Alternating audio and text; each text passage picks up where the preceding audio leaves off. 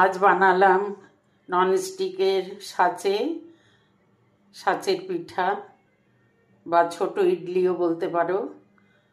4-5 ঘন্টা চালটা ভিজিয়ে রেখেছিলাম। 2 মুঠো বিউলির ডালও দিয়েছি, যার জন্য হালকা একটা কালার এসছে, আর যাতে হালকা একটা সুন্দর গন্ধ হয়, নরম হয়, তার জন্য বিউলির ডালটা দিয়েছি। মিক্সিতে পিষে নিয়ে 1 চিমটে খাবার সোডা আর একটু নুন দিয়ে জল দিয়ে ব্যাটারটা তৈরি করে রেখে দিয়েছিলাম 1 ঘন্টা। এখন ভেজে তুললাম, দেখো কত সুন্দর ফুলেছে, এক একটা কত সুন্দর লাগছে দেখতে। এটা তোমরা সস দিয়েও খেতে পারো ব্রেকফাস্টে, বা একটা চাটনি বানিয়ে নিলে নারকেল, ধনেপাতা, কাঁচা লঙ্কা, রসুন দিয়ে ওটা দিয়েও খেতে পারো। খুবই ভালো লাগবে এবং খুবই টেস্টি খাবার, হজমও হয়ে যাবে ভালোভাবে।